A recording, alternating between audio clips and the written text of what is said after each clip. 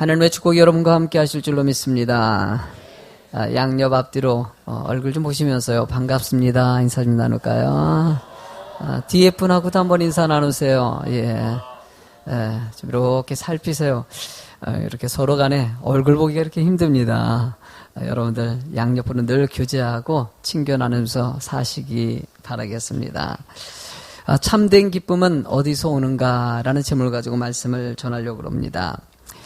이시영 박사라는 분이 삶의 패턴들을 연구하면서 인생이라는 것은 무엇일까라는 것을 살피면서 미국에 있는 애리조나주에 있는 썬밸리 도시라는 것을 연구해 봤어요.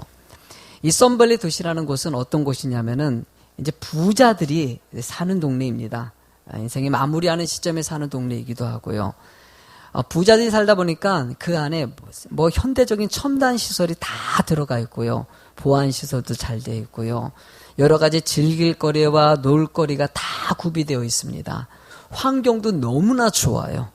이건 누가 봐도요, 뭐 너무너무 멋진 도시라고 얘기할 수 있는 도시라고 얘기합니다.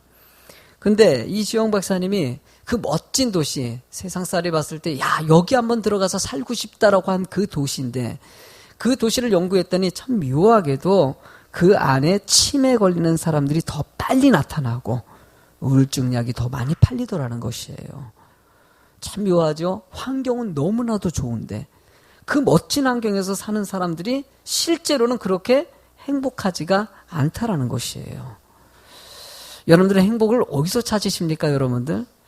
그래요. 사람들이 돈을 많이 가지고 있으니까 완전한 시스템이 잘 돼 있으면 행복하게 살 줄 알고 샀는데 그곳에서 행복을 느끼지 못하는 거. 뭐 이 얘기를 들을 때 여러분들도 좀 비슷한 거 느껴지지 않습니까?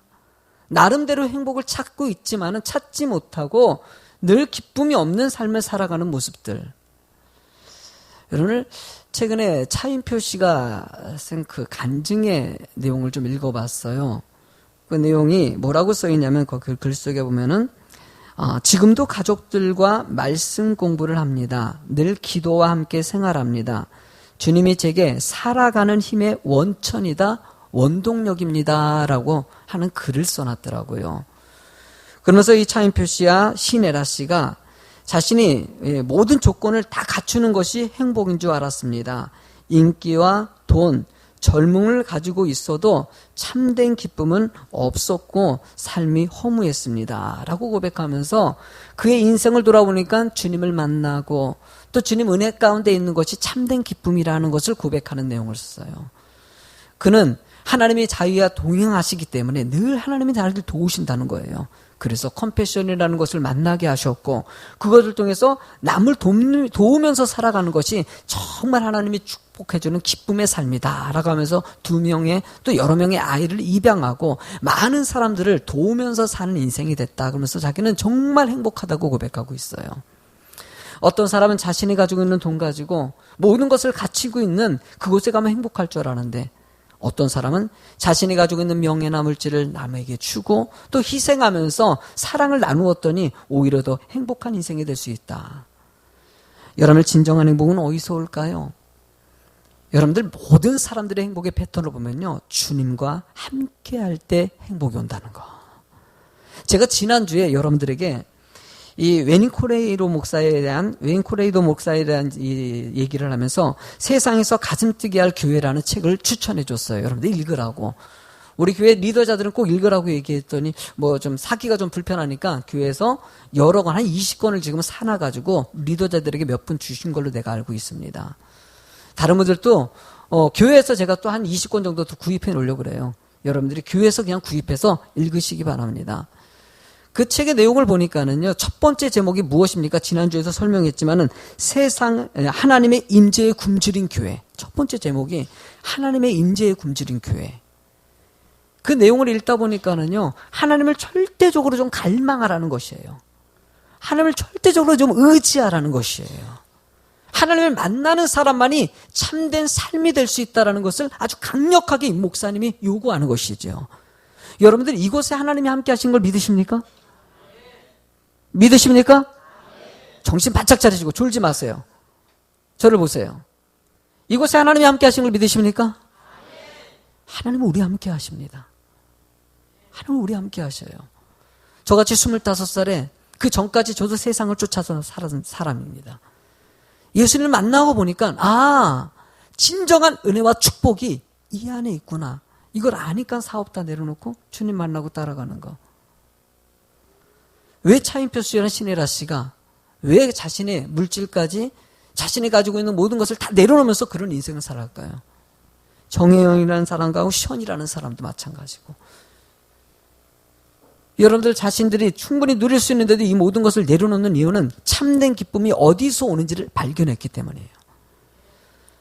그 첫 번째 목자 속에 보면은요, 시편 145장 18절의 말씀을 그 책 안에 써 있는데 이렇게 한번 같이 읽어보실래요? 여호와께서는 자기에게 간구하는 모든 자, 곧 진실하게 간구하는 모든 자에게 가까이 하시는. 그러니까 하나님이 가까이 하는 사람들은 그 안에서 기쁨을 얻는다는 것이에요. 여러분 우울하십니까? 염려가 있습니까? 주님을 가까이 하시도록. 그리고 가까이 하는 방식이 하나님께 기도하는 사람이다라고 나와 있어요. 제가 그게 너무나 마음이 와닿아가지고 추수감사절 현수막 제작할 때 앞에다가요, 저 위에 좀 현수막이 좀 목사님 왜 현수막을 이렇게 만들었을까? 저 위에다가 제가 표같이 그 말씀을 넣어놨어요. 이렇게 만들어라고. 왜냐하면은 주님을 만나는 것이 너무나도 소중하기 때문이에요. 여러분들, 저는 여러분과 주님과 진정한 참된 기쁨은 도대체 어디서 오는지를 좀 이 본문의 말씀을 통해서 좀 살펴보자 하고자 합니다. 일단 첫 번째로는요, 살아계신 하나님을 믿을 때입니다. 살아계신 하나님을 믿을 때. 마태복음 14장에 보면은요, 오병이어의 사건이 나옵니다. 물고기 이 2마리랑 떡 5개로 5,000명을 먹인 사건을 갖다가 기적 같은 사건이 일어납니다. 이런 기적을 나타내고 나서 예수님께서는 산에 올라가서 기도하러 가셨고 제자들은 배를 타고 건너편으로 건너가고 있는 상황 가운데 배가 폭풍우를 만나게 됩니다. 폭풍우를 만난 배가 뭐 거의 좌초 직전이 되니까 그 안에 탄 제자들이 난리가 났어요. 우리 다 죽게 됐다. 이거 어떡하냐. 막 이렇게 소란하게 난리가 났으면서 막 소리를 지를 때 멀리서 사람이 물 위로 걸어오는 것이에요. 우와! 그러니까 예수님께서 물 위로 걸어서 오시는 거예요. 사람들이 아니 물 위로 어떻게 사람이 걸어오지? 뭐 귀신이라고 얘기하는 사람도 있었는데 그 중에 베드로가 그걸 딱 보고 나서 예수님이다 라고 얘기했어요. 자세히 보니까 예수님이셔요. 베드로가 예수님을 보고 와, 예수님 만났다. 예수님이 물 위로 걸어가는 것 같지? 나도 예수님을 이렇게 보면서 물 위로 걸어가고 싶다고. 예수님께 가고 싶다 그랬더니 예수님이 야 와봐. 너도 물 위로 걸어서 와. 그랬더니 베드로가 배에서 물 위로 뛰어내렸어요. 안 빠져요. 물 위로. 여러분들, 이 사람이 처음으로 물 위로 걸었던 사람 베드로입니다. 지난번에 보니까는요, 어떤 마술쇼에서요, 물 위로, 수영장인데 물 위를 걸어가요. 와, 여러분들 이거 진짜일까요? 가짜일까요? 가짜예요. 속으신 거예요. 응? 마술하면은요, 그런 물 위로 걸어가는 그런 마술을 하려면은 뭐 몇십억을 들여가지고 그 쇼를 만든다고 합니다. 다 짜가지고 하는 것이죠. 그건 가짜이지만 베드로가 거는 것은 진짜로 물 위로 걸었다는 것이에요. 베드로가 물 위를 걸어가면서 예수님만 바라보고 갑니다. 와, 예수님 물 위를 걸으니까 자기도 막 갑니다. 가다가 옆에서 바람이 막 휘몰아치고 막 폭풍우가 몰아치니까 그것을 딱 바라보는 순간, 두려움이 생기는 순간 갑자기 물에 빠집니다. 이렇게 물에 빠지자 예수님께서는 마태복음 14장 31절에 예수님이 즉시 손을 내밀어 그를 붙잡으시며 이르되 믿음이 작은 자요 왜 의심하였느냐 라고 얘기합니다. 순간에 의심이 들어온 것이에요. 오직 주님만을 바라보고 믿음으로 갔으면은요, 물에 빠져요, 안 빠져요? 안 빠진다는 것이에요. 그런데 순간에 물을 바라보는 순간, 환경을 바라보는 순간 물에 빠지더라는 것이에요. 하나님이 함께 하신다는 사실을 믿고 그 주님만 바라보기를 원하는 그 베드로의 모습에, 물 위를 걸었지만 순간에 의심할 때 빠진 모습에 하나님은 거기서 또 깨닫게 하셔요. 가르치십니다. 너 믿음 좀 컸으면 좋겠다. 여러분들, 마태복음 16장 이르러서는요, 베드로가 예수님을 향해서 이렇게 고백합니다. 시몬 베드로가 대답하여 이르되 주는 그리스도시요 살아계신 하나님의 아들이시다. 주님은 살아계신 하나님의 아들이라고 고백하는 베드로의 모습, 그런 여러 가지 과정을 통해서 야, 역시 하나님은 살아계신 분이시다. 여러분들 지금도 하나님은 역사하십니다.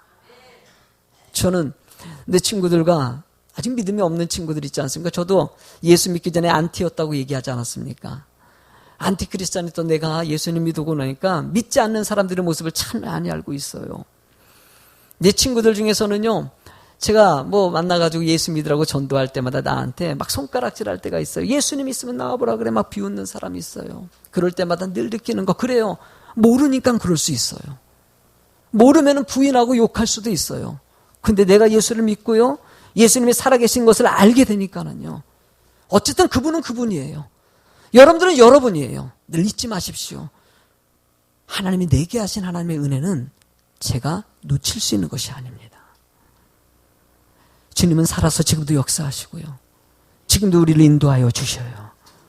예수배정교회 개척하고서 지금까지 오는 과정 가운데 하나님은 정말 놀라운 역사 같은 일들을 만들었어요. 왜? 하나님이 살아계시기 때문이죠. 하나님을 의지하는 자에게 복을 주신다는 것을 알게 하고자 하시는 것이죠. 여러분들 오늘 본문의 13절 말씀에 또 시내 산에서 강림하시고 하늘에서부터 그들과 말씀하다 그래요. 모세가 시내 산에 갔을 때 하나님께서 강림하시고 친히 이스라엘 백성들을 향해서 하나님의 말씀을 주신 내용을 담고 있어요. 느헤미야가 이스라엘이 멸망하고 나서 140년 동안 나라가 엉망인 것이 이제 성전을 짓고 이제 성벽도 완성을 하고 나서 보니까 우리가 왜 이렇게 됐을까? 가장 중요한 것은 말씀이 없었기 때문이다. 하나님께서 우린 살아계신 하나님의 그 말씀을 놓쳐버렸기 때문이다. 그리고 말씀을 다시 상호하기 위해서 옛날의 얘기를 꺼내서 얘기하는 것이에요. 여러분들 하나님께서 직접 왕림하셔가지고 이렇게 말하는 이 순간 무엇을 원하겠습니까? 내가 너희와 함께 하신다는 사실을, 내가 너와 함께 하신다는 것을 얘기하고자 하는 것이죠. 성경은요, 하나님이 늘 우리를 향해서 설득하십니다. 우리는 몰라요.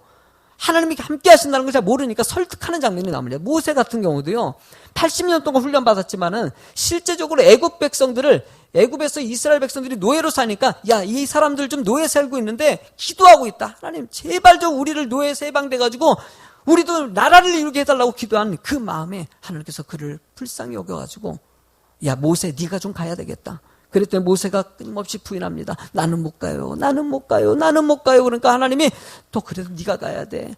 기적 같은 사건들을 통해 가지고 다양한 방법으로 설득하고 또 설득해 가지고 결국은 모세가 이스라엘 백성들을 인도해내는 영적인 지도자가 되지 않습니까?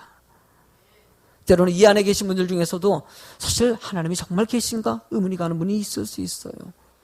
때로는 어떤 분은 신앙생활을 10년, 20년 했는데도 정말 하나님이 계신가라고 의심하는 분들이 있어. 그래야 하나님은 또 오늘 말씀을 통해서 설득하시는 거예요. 하나님은 살아계신다는 거예요. 그분을 통해서 참된 기쁨과 축복이 온다는 것을 알게 하고자 하는 것이에요. 여러분들이 세상 바라보면서 낙심하고 좌절하는 그 순간에 하나님을 의지할 때 진정한 복이 이런 거구나. 때가 되면 알게 하신다는 것이에요. 여러분들 사사기서 6장 16절에 보면은요, 이 사사들의 이야기가 나오거든요. 그 중에서 기드온의 이야기가 나옵니다.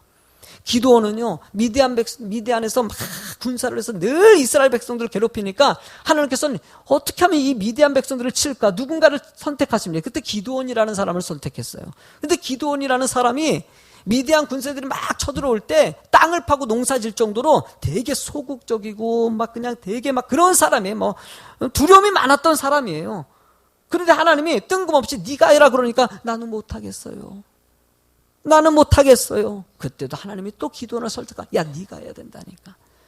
끊임없이 하나님이 살아계신 것을 기적 같은 사건을 통해서 깨닫게 하시니까 그가 여러분들이 이스라엘을 구원하는 사람으로 그가 쓰임받더라는 것이에요. 300명을 통해서 여러분 10만 대군을 갖다 무찌르는 어마어마한 건공을 이루지 않습니까? 왜 그런 일들이 벌어질까요? 하나님이 함께 하신다는 사실을 깨닫게 하였기 때문입니다.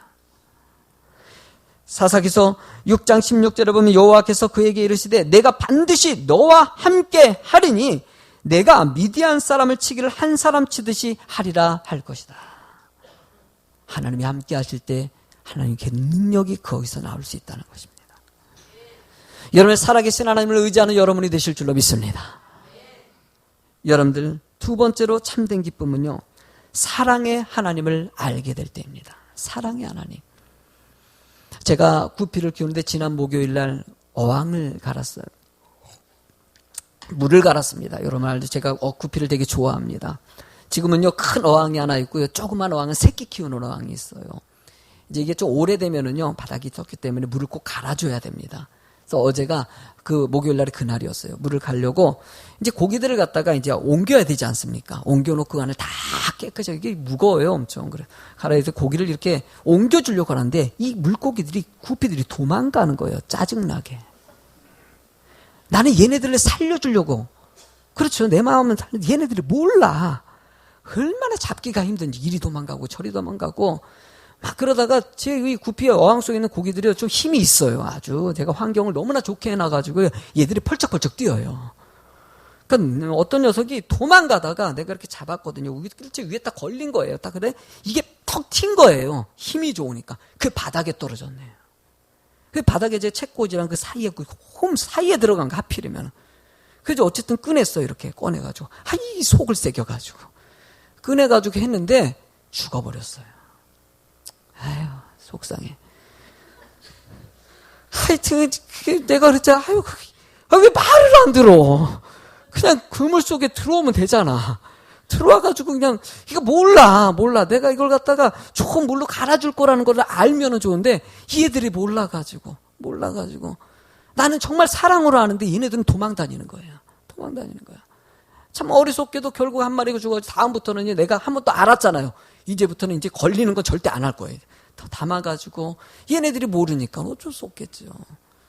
여러분들 늘 신앙생활 하다 보면은요, 우리가 하나님을 여러분들을 사랑한다고 합니다.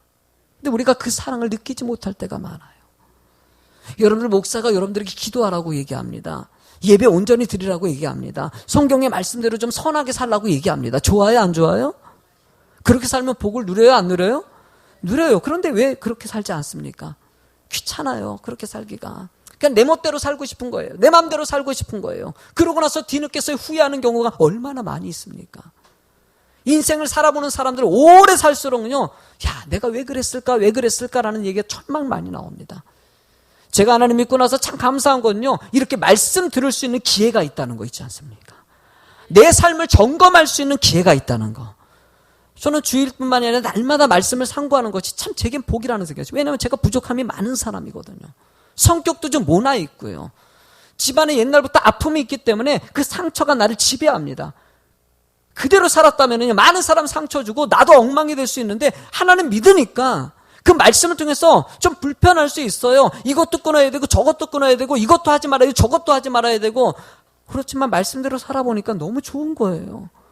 참 행복하고. 그래서 이렇게 목사까지 된 거 아니겠습니까?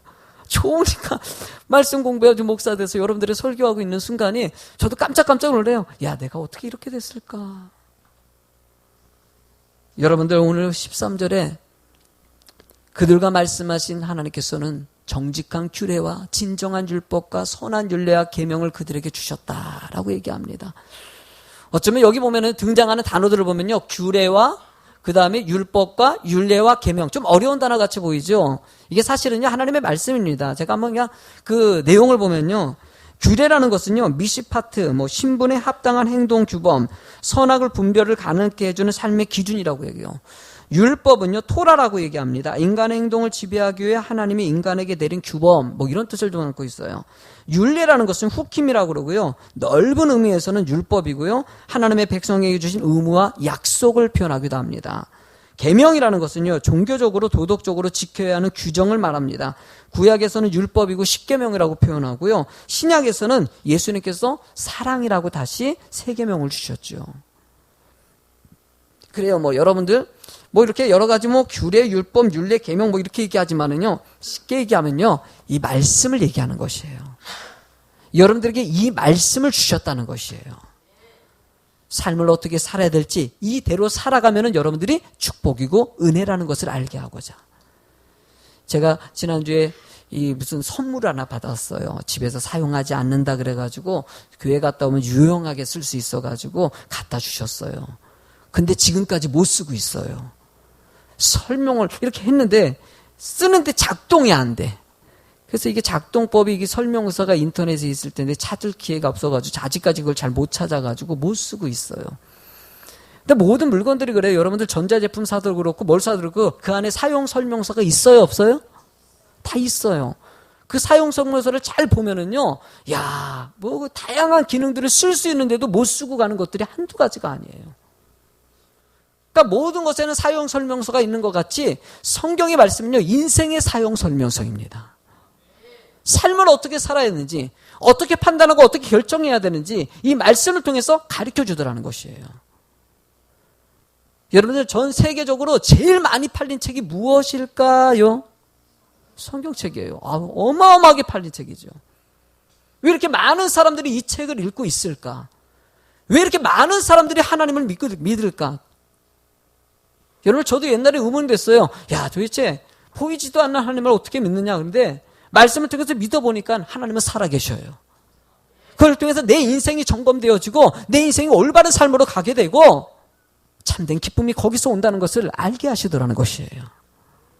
아, 그래, 하나님은 나를 사랑하시는구나. 하나님은 나를 사랑하시는구나.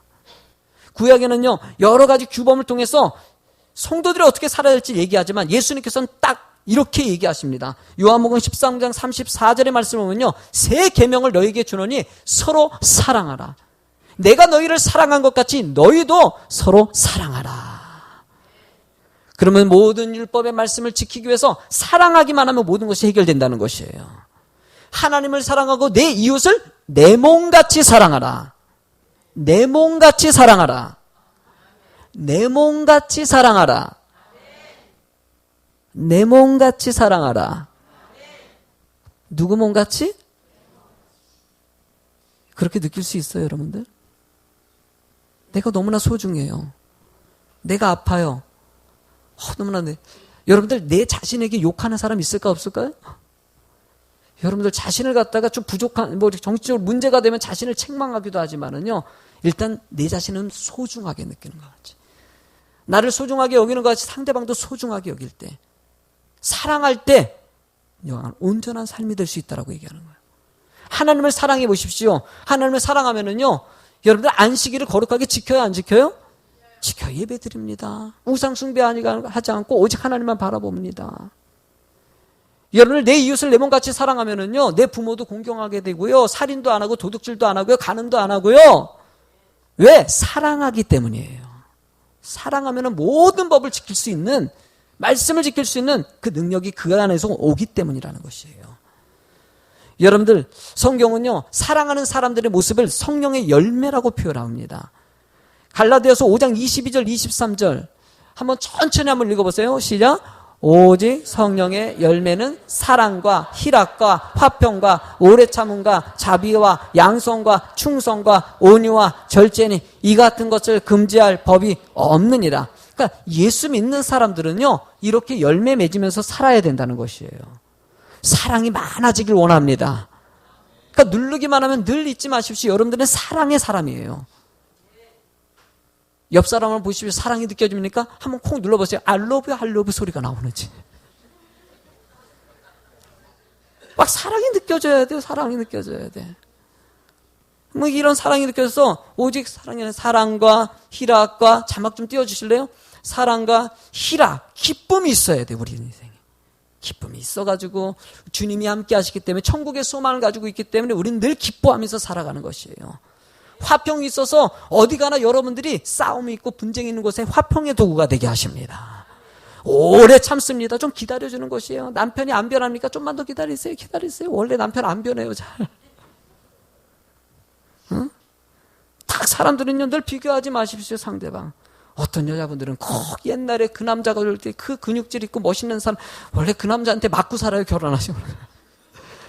다 하나님께서는요, 다 맞게 해주신 거예요. 여러분들이 완벽한 사람은 없습니다. 부족해도 다 오래 참고 기다리고 이해해주는 자가 되길 원하시는 거예요.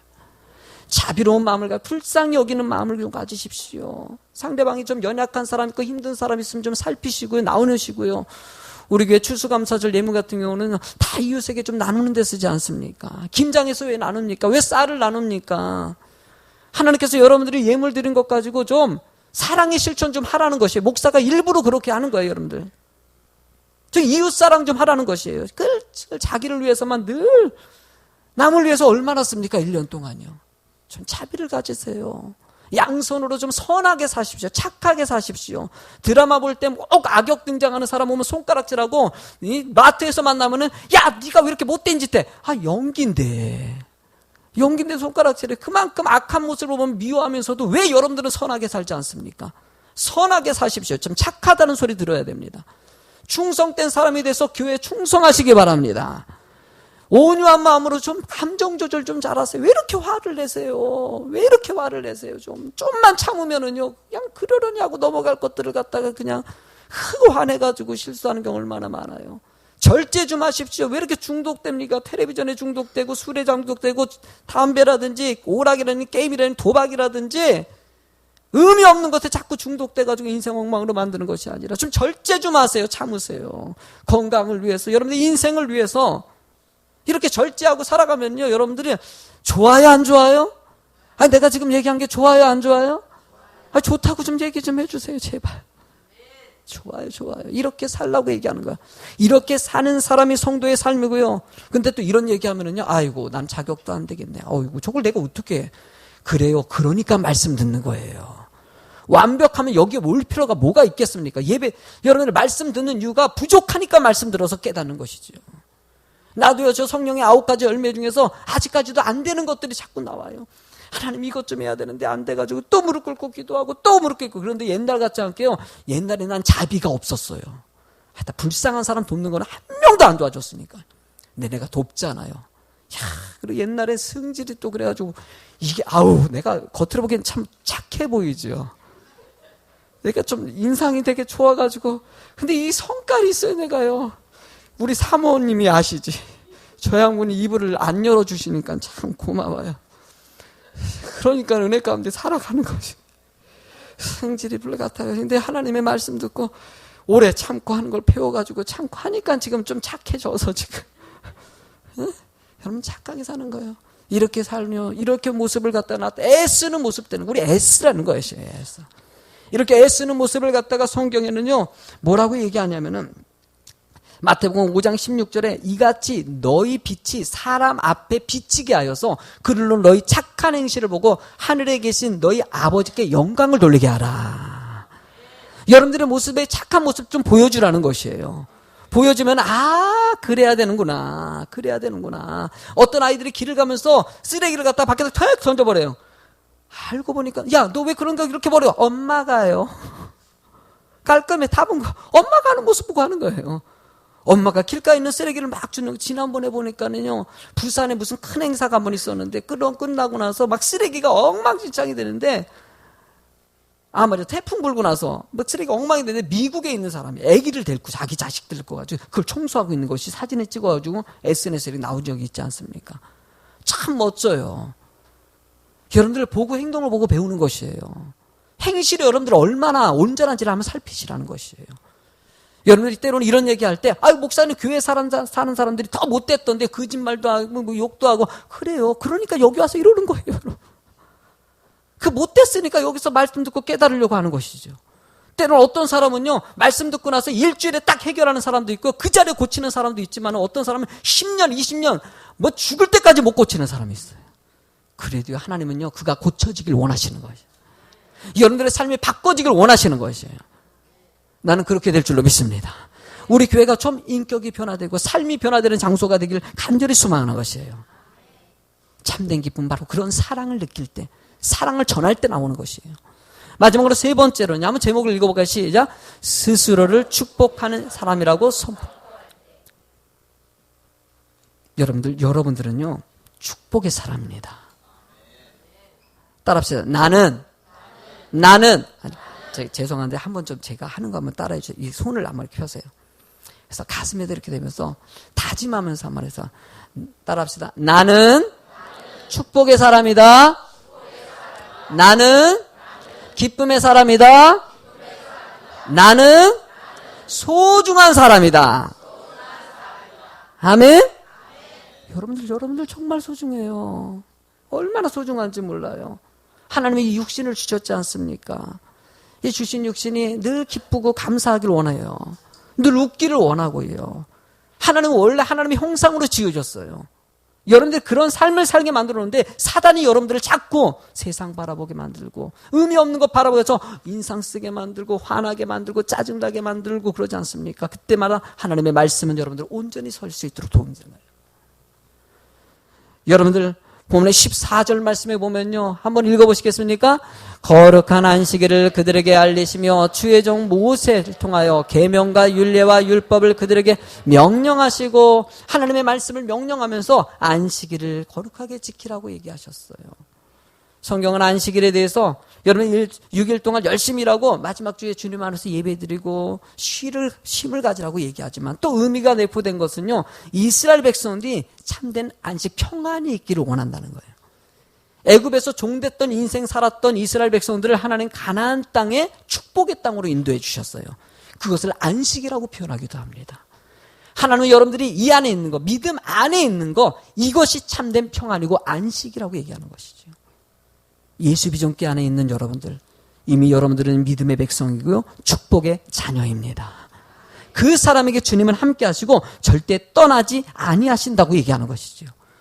예수님께서는 세상에 얽매여 사는 사람들에게 여러분들 마태복음 11장 28절에 이렇게 얘기하십니다. 수고하고 무거운 짐진 자들아 다 내게로 오라. 내가 너희를 어떻게 하리라?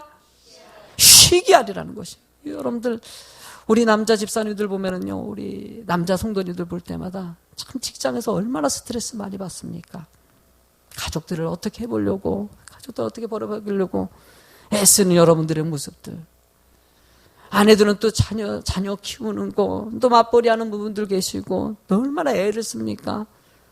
왜 이렇게 바쁘게 만들고, 왜 이렇게 지치게 만드는지, 왜 이렇게 힘든 일들이 많이 생기는지. 환경은 너무나 좋아졌어요. 제가 어렸을 때 살 때는요, 정말 김치 하나에다가 김 하나만 있어도 너무나는데 요즘에는요, 스테이크가 올라와요, 상해, 세상에. 우리 집에도 올라와.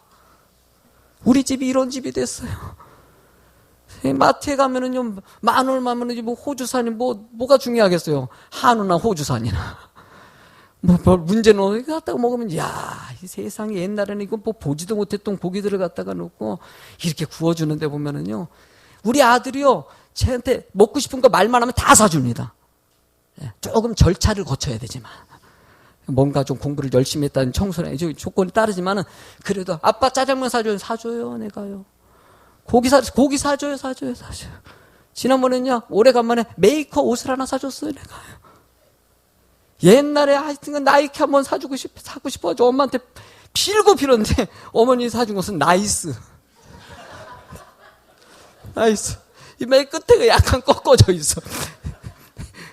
그것도 얼마나 고마운지. 짜장면 한번 사달라 그랬는데 그렇게 안 사주고 그랬는데 얼마나 세상이 편합니까?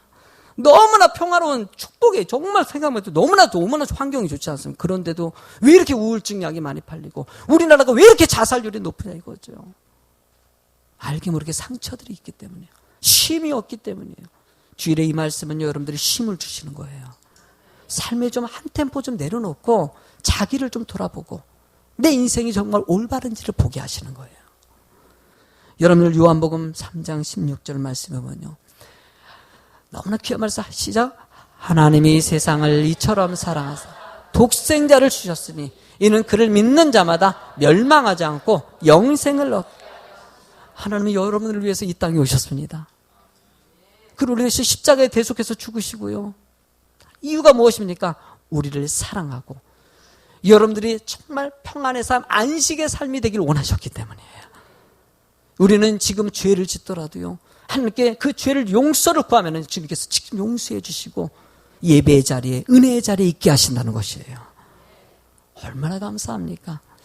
저 같은 사람도 이렇게 강대상에서 말씀 전할 수 있도록 하신 것은요, 예수님께서 십자가에 대속하신 그 은혜를 알고 그 사랑 안에 있기 때문에 이렇게 나 같은 사람을 이렇게 사용하시는 하나님.